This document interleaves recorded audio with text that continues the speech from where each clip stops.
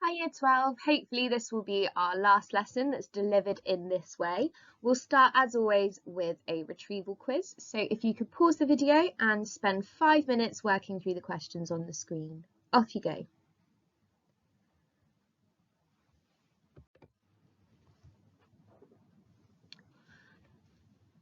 Okay, so hopefully you've had a good chance to work through those questions. I'm happy for you to go back through your previous notes and check your answers in the interest of moving forward in today's lesson.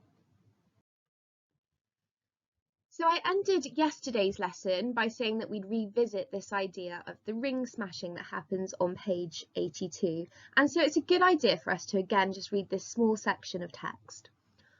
Once she stopped and taking off her wedding ring, flung it upon the carpet. When she saw it lying there, she stamped her heel upon it, striving to crush it. But her small boot heel did not make an indenture, not a mark upon the little glittering circlet.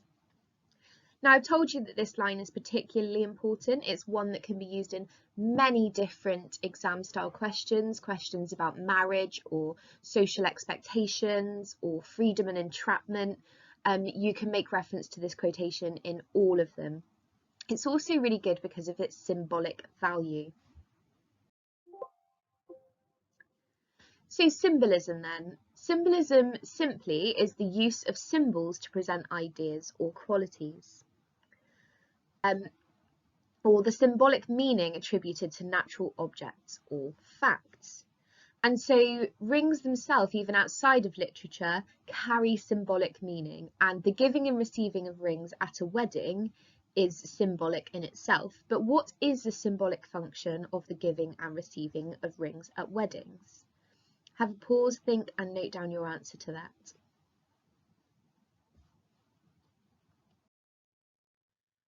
Okay, so wedding rings then, they are the shape of a circle, and a circle has no beginning or ending and is therefore a symbol of infinity and eternity. So wedding rings symbolise that eternal connection between the two people getting married. The wedding ring is traditionally worn on the fourth finger of the left hand, as the vein in this finger was believed to go directly to the wearer's heart. So that's why wedding rings are given and received at weddings.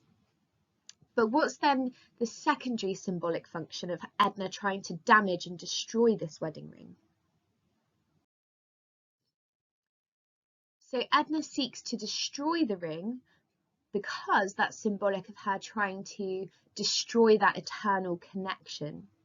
Now, I think Chopin uses this symbol of the ring because it's seemingly a small thing, but it's very powerful. She can't destroy it. And that's demonstrative of how she can't destroy that social expectation for her to stay in a marriage. She's stuck, she's entrapped within that marriage, and she's unable to break free. Her small boot heel signifies her place in society, how she's quite powerless to break free.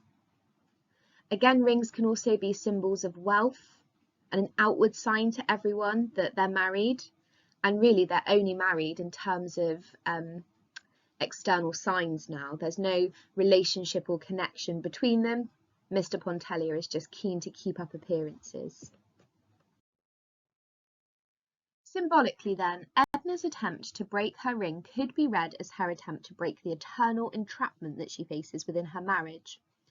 The fact that the ring does not break or suffer any damage conveys the idea that societal expectations for the individual to stay in a marriage is stronger than the individual's desire to escape.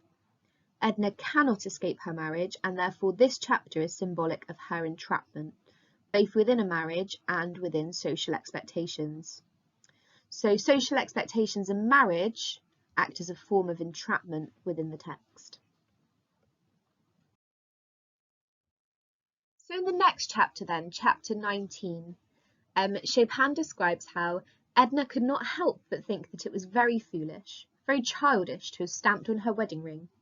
She began to do as she liked and feel as she liked. So on a surface level, this could be read as Edna accepting social expectations and realising that she'd been silly to try and destroy them.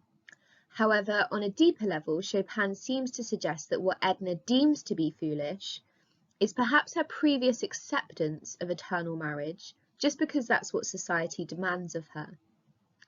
So I think on a deeper level, Edna starts to realise that she hasn't just been silly because she'll have to remain married, but instead has realised that despite being married, she can still do what she wants. Marriage is simply a social expectation and doesn't define who she is as a person. Okay, so I would like you to copy down the quotation and complete it on a surface level, on a deeper level. You can copy down my notes if you want, or you can do your own using those sentence stems. It's up to you. Off you go.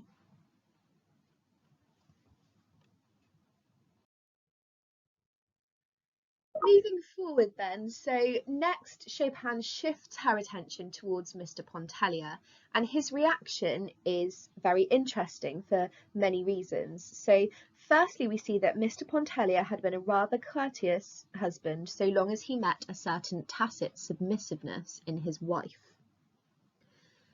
This means that Mr. Pontellier had been a polite husband. I think courteous as a synonym for polite there is quite interesting because that's devoid of any real emotional attachment between them. So he'd been a good enough husband, but only when he'd met with submissiveness in his wife. So previously to her rebellion after her awakening, he'd been a good husband. He warns Edna, don't let the family go to the devil, and then starts to ponder upon whether Edna actually is growing a little unbalanced mentally. This last quotation that I've picked out from this chapter is particularly interesting. He could see plainly that she was not herself.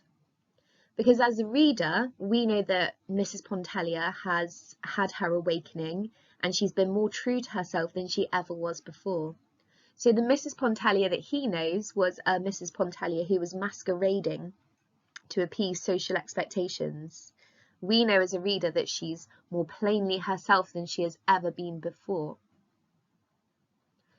Now, this idea of her letting the family go to the devil, okay, also links into the idea that Chopin views religion as a further source of entrapment within society, but also links into an idea that I think we've discussed before when we looked at feminism. This idea of the mad woman in the attic. So, two literary critics wrote a book examining the presentation of women in 19th century literature, and these people were called Gilbert and Gubar, and they called their text The Mad Woman in the Attic. Now, this is a really famous piece of literary criticism where they re-examined the presentation of females in works of 19th century literature.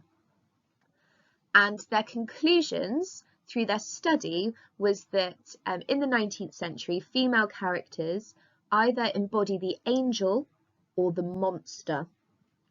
So female characters were either angels, which meant that they conformed to social expectations, they were meek and mild, remained in the private sphere,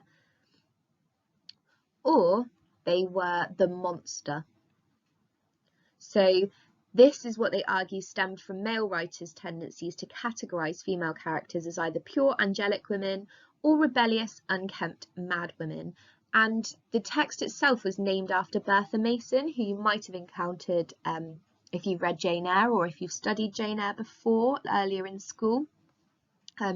Jane Eyre was the wife of the lead character, Mr. Rochester, and he hid her away and locked her in the attic and claimed that she was unstable. So any women who deviated from the norm were presented as being mentally unstable.